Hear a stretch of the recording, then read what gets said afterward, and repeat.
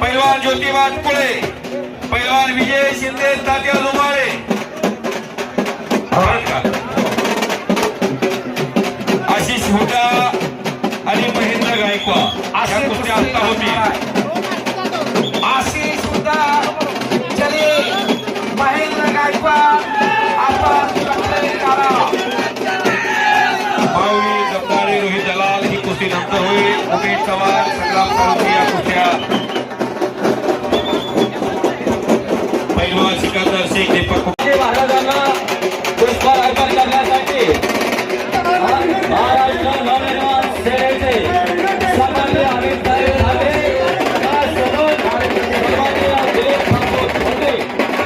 छत्रपती शिवाजी महाराजांना पुष्पहार अर्पण करण्यात येत आहे।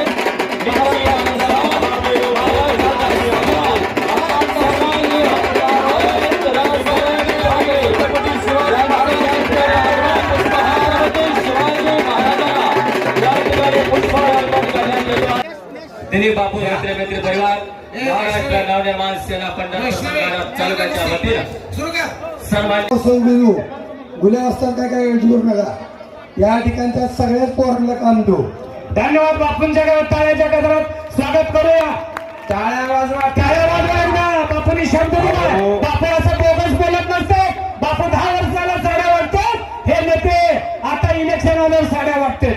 बापू आमचे कायम साड्या वाटतात। हळदी कुंकाचा कार्यक्रम चालू असतोय, सगळे कार्यक्रम चालू असतात। गोरगरिबाचा नेते आमचा बापू। शाबाश शाबाश।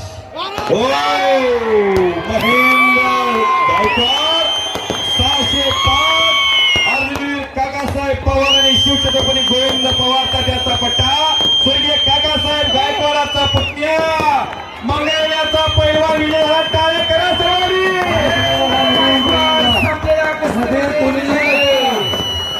मध्ये कोणी येऊ नका, मध्ये कोणी येऊ नका।